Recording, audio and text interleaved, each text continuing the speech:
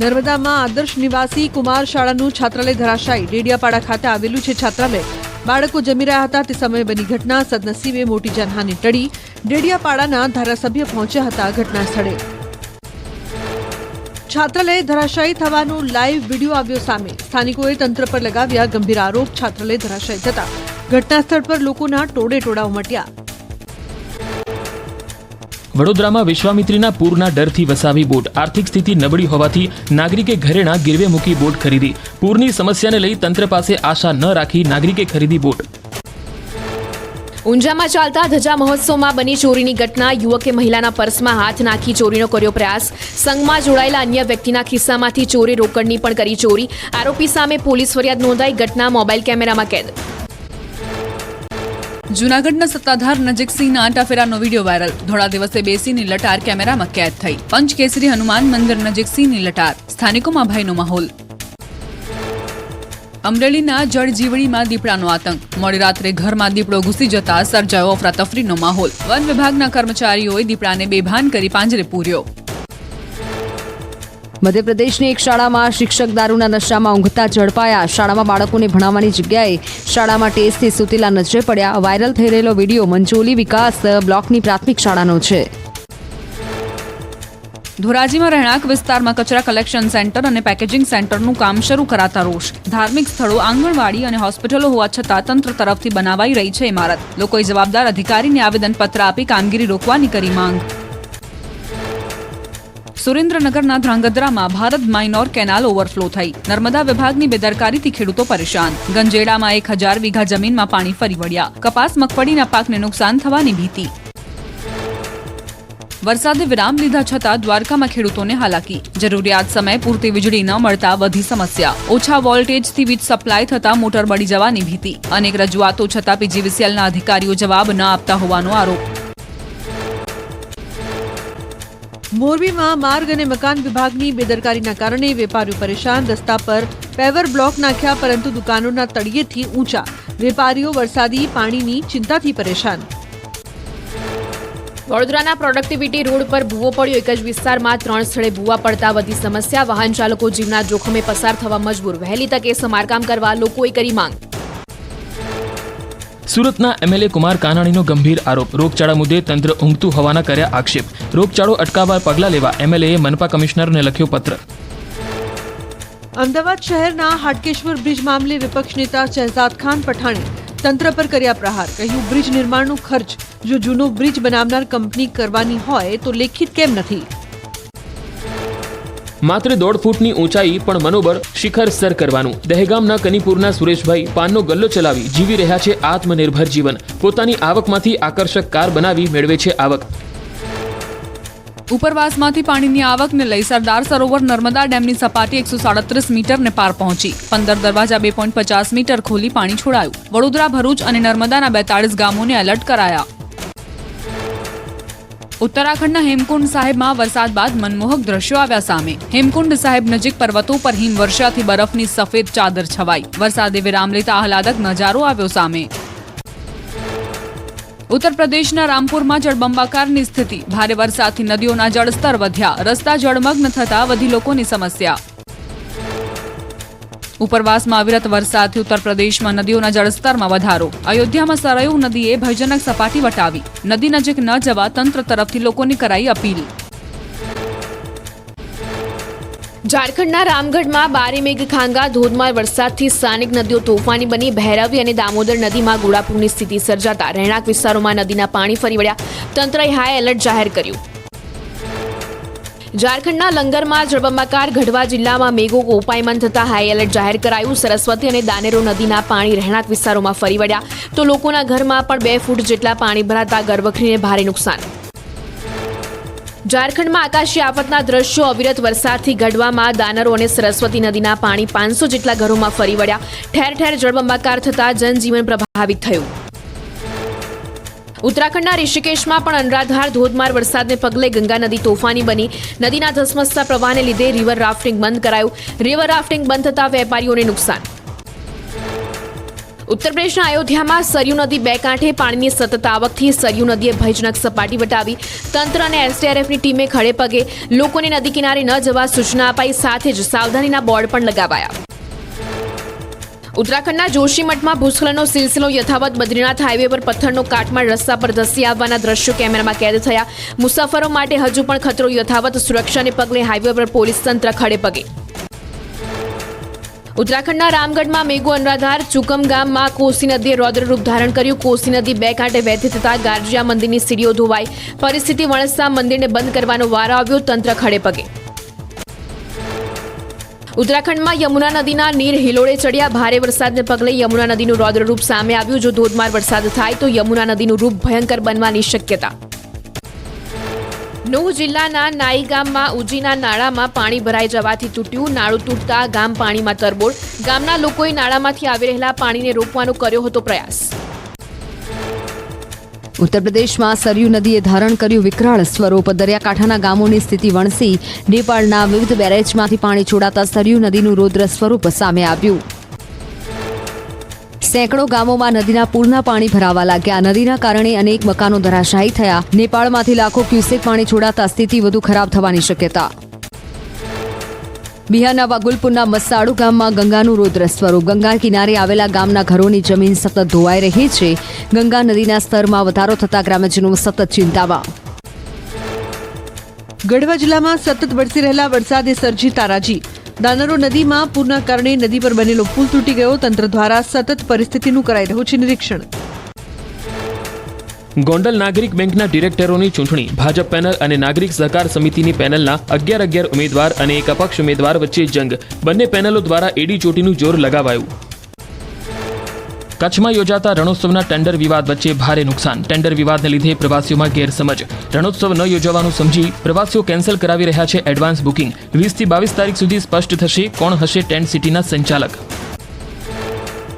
જૂનાગઢ મનપાએ ધારાસભ્ય સંજય કોરડિયાના પત્રનો આપ્યો જવાબ. રસ્તા રખડતા ઢોર અને દબાણોને લઈ આપ્યો જવાબ. શહેરીજનોને પડતી સમસ્યાને લઈ કામગીરી કરાઈ રહી હોવાની આપી ખાતરી. વડોદરામાં સ્વચ્છતા હી સેવા એક પેડ માં કે નામ અને સેવા સેતુ ઝુંબેશ હાથ ધરાશે. 17મી થી 31 ઓક્ટોબર સુધી સ્વચ્છતા ઝુંબેશ. સેવા સેતુ કાર્યક્રમ પણ 17મી સપ્ટેમ્બરે હાથ ધરાશે. વડોદરામાં રાહત પેકેજ માટે 18 પ્રકારના દસ્તાવેજની ગેરસમજ અંગે કલેક્ટરની સ્પષ્ટતા. કહ્યું લારી રેકડી માટે માત્ર 4 દસ્તાવેજ જ જરૂરી. 5 લાખથી વધુનું માસિક ટર્નઓવર ધરાવતા એકમોનું જીએસટી સર્ટિફિકેટ જરૂરી. લોક અદાલતની ભવ્ય સફળતા બાદ ગુજરાતના ચીફ જસ્ટિસનો મહત્વનો નિર્ણય.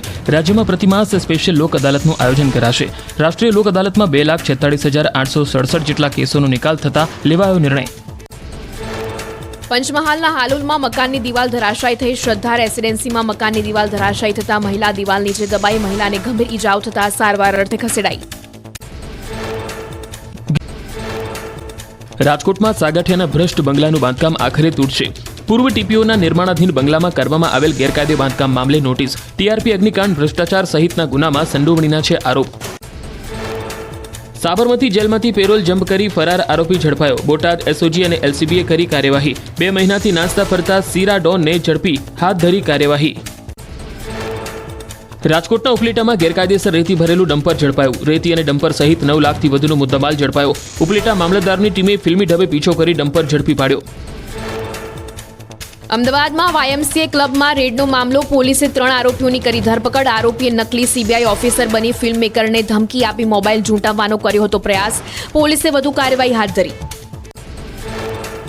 અમદાવાદમાં નકલી સીબીઆઈ ઓફિસર મામલે કોંગ્રેસ પ્રવક્તા મનીષ દોશીના પ્રહાર. જ્ઞાન પીરસતા સત્તાધીશોની કાર્યવાહી પર મનીષ દોશી કર્યા પ્રહાર. નકલી અધિકારીઓ પર ક્યારે પગલાં લેવાશે તે બાબતે ઉઠાવ્યા સવાલ. સાંસદ બન્યા બાદ ગેનીબેન ઠાકોર પહેલી વખત ભાદરવી પૂનમના મેળામાં પહોંચ્યા. ગેનીબેને મા અંબેના દર્શન કર્યા. કહ્યું મા જગદંબાને પ્રાર્થના કરીશ કે બનાસકાંઠા જિલ્લામાં ભાઈચારો રહે, તમામ સમાજ હળીમળીને રહે.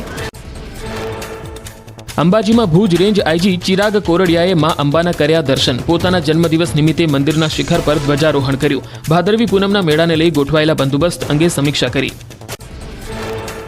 મહેસાણામાં અંબાજી જતા માર્ગો પર ભારે ટ્રાફિક જામ. ખેરાલુથી સતલાસણા જતા રોડ પર ટ્રાફિક જામના દ્રશ્યો. અંબાજીમાં દર્શનાર્થે જતા ભાવિક ભક્તોનો ધસારાના લીધે હાઈવે પર વાહનોની લાંબી કતારો લાગી. વાહન ચાલકો અટવાયા. અમદાવાદથી 190 વર્ષથી નીકળતો લાલ દંડા સંઘ ભાદરવી પૂનમના ચોથા દિવસે અંબાજી પહોંચ્યો. સૌથી જૂનો અને આઝાદી પૂર્વે શરૂ થયો હતો લાલ દંડા સંઘ. ડીસાના ઢુવા ગામે અંબાજી જતા પદયાત્રીઓ માટે સેવાની સરવાણી. ટ્રેક્ટરમાં યોજાયો અનોખો કુલ્ફી કેમ્પ. ગરમી વચ્ચે લોકોને કુલ્ફીનું વિતરણ કરી ઠંડક આપવાની સેવા કરાઈ. ડીસાના ઢુવા ગામના લોકો વર્ષોથી કુલ્ફી કેમ્પનું કરે છે આયોજન. મહેસાણામાં પદયાત્રીઓ માટે વિશ્રામ કેમ્પ. ગરમી વચ્ચે પદયાત્રીઓ માટે સેવા કેમ્પ. ગરમીથી બચવા ભક્તો લઈ રહ્યા છે સહારો. બફારાના કારણે ગરમીથી પદયાત્રીઓ પરેશાન. અંબાજીમાં ભાદરવી પૂનમના મેળામાં પોલીસનો વધુ એક ચહેરો સામે આવ્યો. મંદિર બંધ થયા બાદ મંદિરને સ્વચ્છ રાખવા જાતે સફાઈ હાથ ધરી. મેળામાં યાત્રિકોની સલામતી માટે ગુજરાત પોલીસ ખડે પગે. મંદિર પરિસરમાં ગર્ભગૃહમાં સુરક્ષાની જવાબદારી નિભાવતા પોલીસ મહિલા કર્મચારીએ પોલીસનું ગૌરવ વધાર્યું. અંબાજી આવતા લાખો ભક્તોની સુરક્ષાને લઈને પોલીસ સજ્જ. સીસીટીવી કેમેરા, 2 ડ્રોન કેમેરા અને 20 જેટલા બોડી વોર્ન કેમેરાથી લોકો પર બાજ નજર. સીસીટીવી કેમેરામાં એસઆરએસ સિસ્ટમથી ડેટાબેઝના આરોપીઓ અંગે પણ એલર્ટ મળશે. અંબાજીમાં ભક્તોની ભીડને લઈ ચુસ્ત બંદોબસ્ત. મંદિરમાં બનાસકાંઠા પોલીસે અંબાજી મંદિરમાં બોમ્બ ડિટેક્ટિવ ડિસ્પોઝલ ટીમ અને ડોગ સ્ક્વોડથી કરી તપાસ. ભાદરવી પૂનમના મેળા નિમિત્તે અંબાજીમાં તંત્ર સતર્ક. અંબાજીમાં ભાદરવી પૂનમના મેળામાં 3 દિવસમાં 9.88 લાખ શ્રદ્ધાળુઓએ કર્યા દર્શન. મેળાના ત્રીજા દિવસે 4.5 લાખથી વધુ શ્રદ્ધાળુઓએ કર્યા હતા દર્શન. અન્ય ક્ષેત્રમાં 85,000 લોકોએ નિઃશુલ્ક ભોજન લીધું. અંબાજીના મેળા દરમિયાન ચુસ્ત પોલીસ બંદોબસ્ત. જય અંબેના નાદથી પોલીસ જવાનો ભક્તોનો વધારી રહ્યા છે ઉત્સાહ. સુરક્ષા બંદોબસ્તમાં ખડે પગે રહેલી પોલીસે પોતાની ફરજની સાથે ભક્તોનો ઉત્સાહ વધાર્યો. ભાદરવી પૂનમના મેળાને લઈ અંબાજીમાં ભક્તોની ભીડ. ગોધરાથી દંડવટ કરતા કરતા અંબાજી પહોંચ્યા માઈ ભક્ત. અનેરી શ્રદ્ધાથી ભક્તો નથી અનુભવતા થાક. માતાજીના ચરણે શીશ ઝુકાવી શ્રદ્ધાળુઓ અનુભવે છે ધન્યતા. મહેસાણાના ઊંઝા ઉમિયાધામમાં ધજા મહોત્સવમાં ભક્તોનું ઘોડાપુર. 3 દિવસમાં 4 લાખ ભક્તોએ કર્યા માં ઉમિયાના દર્શન. 6,000થી વધુ ધજા શિખર પર ચઢી. વલસાડમાં ગણેશ મહોત્સવમાં હાથ ધરાઈ અનોખી પહેલ. ગણેશ મૂર્તિઓ અને પૂજા સામગ્રીને રિસાયકલ કરવાનો પ્રોજેક્ટ શરૂ કરાયો. પૂજા સામગ્રીના વેસ્ટમાંથી શ્રીજીનો સિક્કો બનાવી ગણેશ મંડળોને આપશે ભેટ. પ્રદૂષણ રોકવા લેવાયો નિર્ણય. ભાદરવી પૂનમના પગલે સાબરકાંઠા પર પોલીસ વિભાગ એક્શનમાં. ખેડબ્રહ્મા પોલીસે પદયાત્રીઓની સુવિધા માટે પેટ્રોલિંગ હાથ ધર્યું. યાત્રીઓના વિસામા સહિતની સુવિધાઓ ઊભી કરાઈ. 200થી વધુ પોલીસ અને હોમગાર્ડના જવાનો સુરક્ષામાં તૈનાત. જામનગરમાં કૃષ્ણનગર વિસ્તારમાં ગણેશ મહોત્સવમાં બનાવાયા 51,551 લાડુ. સ્થાનિકો સાથે ધારાસભ્ય રીવાબા જાડેજા પણ ચૂરમાના લાડુ બનાવવામાં જોડાયા. શ્રી જય અંબે મિત્ર મંડળ દ્વારા ગાયોને પણ ખવડાવશે લાડુ. ગણેશ વિસર્જનમાં વડોદરા પોલીસ કમિશનરે યોજી પત્રકાર પરિષદ. વિસર્જન માટે 4 કૃત્રિમ તળાવોનું નિર્માણ કરાયું. ઈદ મિલાદ અને ગણેશ વિસર્જન સાથે હોવાના પગલે સુરક્ષામાં કરાયો વધારો. 6,500થી વધુ પોલીસ કર્મચારીઓનો કાફલો રહેશે તૈનાત. ગણેશ ઉત્સવને લઈ ભગવાન ગણેશના દર્શન અર્થે ઉમટી રહી છે ભક્તોની ભીડ. મુંબઈના લાલબાગચા રાજાના દર્શન અર્થે મોટી સંખ્યામાં ભક્તો પહોંચ્યા. ગણેશના જય જયકાર સાથે સમગ્ર વાતાવરણ ભક્તિમય બન્યું. સુરતના સૈયદપુરામાં ગણેશ પંડાલ પર થયેલા પથ્થરમારા બાદ પોલીસ વિભાગ સતર્ક. પોલીસ કમિશનર અનુપમસિંહ ગેહલોતની આગેવાનીમાં રિહર્સલ. અનિચ્છનીય બનાવ ન બને તે માટે સ્પેશિયલ કમાન્ડો સાથે રિહર્સલ.